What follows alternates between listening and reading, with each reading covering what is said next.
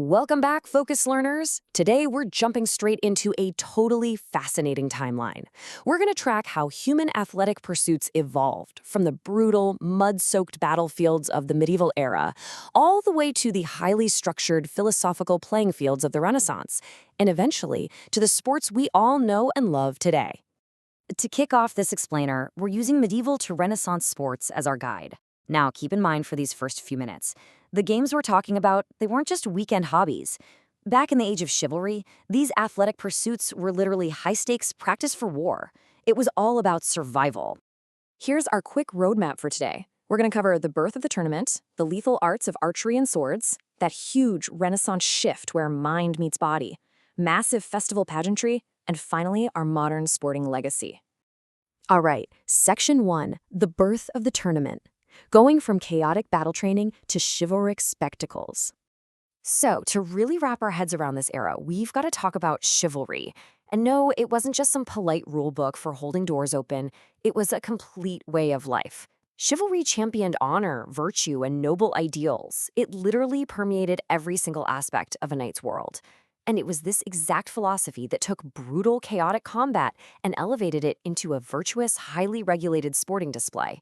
If we trace this evolution, early Middle Age tournaments were, well, basically informal, chaotic brawls, super dangerous and pretty much completely unregulated. But fast forward to the 13th century, and they've transformed into these formalized grand pageants of chivalry. Then, by the time we hit the 16th century, they evolved yet again into Renaissance athletic festivals, complete with actual codified safety rules, like purposely breaking lances to protect the guys competing. Now, these tournaments really leaned on two main events: jousts and melees. The joust was your ultimate test of individual guts, a one-on-one mounted sprint that tested strict lance skills and personal honor. On the flip side, melees were these massive, team-based mock battles. They tested group tactics and were designed to accurately mirror the terrifying, totally unpredictable chaos of a real battlefield. Moving on to Section 2, archery, swords, and honor, the lethal arts that captivated a continent. You know, the longbow's emergence on the battlefield marked a revolutionary shift. It gave archers the ability to launch arrows with just unparalleled force and range. I mean, it was an absolute game changer, capable of literally piercing knightly armor in massive battles like Crécy and Agincourt. But the really wild part? This lethal weapon of war simultaneously evolved into a highly revered discipline of precision and skill in sporting contests. And hey, it wasn't just bows. Take fencing, for example. It started out as brutal medieval battlefield survival using heavy broadswords. Then brilliant master instructors like Fiore di Libri in Italy, along with the Spanish masters, totally revolutionized the art and brought in the rapier. Eventually, this bloody survival skill transitioned into the refined, honorable modern sport we know today, using the foil, épée, and sabre. It's also super interesting to compare this European evolution with Far Eastern traditions.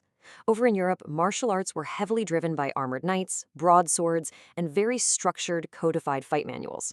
But in contrast, Far Eastern traditions, think Shaolin Kung Fu or Samurai Bushido, placed a massive emphasis on philosophical harmony, discipline, and incredibly highly developed unarmed combat systems. Before we jump into the Renaissance, let's take a quick pause. If you find this analysis valuable, please like and subscribe to Knowledge Lighthouse to help us bring more truths to light. All right, Section 3, Renaissance, Mind Meets Body, the Humanist Awakening of Physical Fitness. What's truly fascinating here is how Renaissance humanism completely bridged the gap between physical fitness and intellectual brilliance. They started viewing the human body as a temple of massive potential. They actively brought back the ideals of the ancient Greek and Roman Olympics, started integrating physical education directly into academic curricula, and firmly believed that athletics promoted strong civic virtue. All of this birthed a brand new concept, the scholar-athlete. This was the ultimate Renaissance ideal, an individual who excels equally in intellectual pursuits and physical activities. Think of Leonardo da Vinci, a master painter and genius inventor who was also known as a really accomplished athlete. This concept permanently shattered that old separation between mind and body, and it laid the entire groundwork for modern holistic physical education. Section 4, Festivals in Theatrical Combat, where community, art, and martial skill collided. Now, the spectacle of a royal hunt was highly orchestrated. We're talking training elite hounds and falcons, putting together massive region-spanning expeditions, and wrapping it all up with extravagant courtly banquets. But the crucial takeaway here is that third step, showcasing royal dominance over nature. You see, these hunts were way less about practical sport or actually getting food, and entirely about projecting raw political power, wealth, and nobility to everyone watching. Meanwhile, for the common folk at festivals, violent martial arts were safely sanitized into theatrical public entertainment. They put together elaborate sword dances that perfectly merged combat with choreography. There were mystery plays, mummers plays featuring mock combat, and heavily scripted theatrical jousting narratives where knights were basically playing characters. It was literally the historical ancestor to modern sports entertainment. And that brings us to Section 5, the modern sporting legacy, how the medieval past shapes today's athletes. The historical connections here are just incredibly direct. That strict fencing footwork and distance management developed way back in the 15th century, it didn't just stay in fencing. But the 19th century, those exact same principles were adapted into the defensive foundations of modern boxing. And today, in the 21st century, those concepts heavily influence the striking and distance strategies used by elite mixed martial arts fighters. Finally, consider the enduring legacy of chivalry itself. That ancient knightly code from the Middle Ages actually gave us our modern concepts of fair play, integrity, and respect for opponents. It evolved over centuries to embrace global gender equity and the absolute pinnacle of Olympic sportsmanship. So it leaves us with a pretty provocative question to ponder. When you watch the athletes of today, do you think they're still upholding this ancient honor code, or have we somehow lost the true essence of chivalric sport? For the complete deep dive, own the paperback.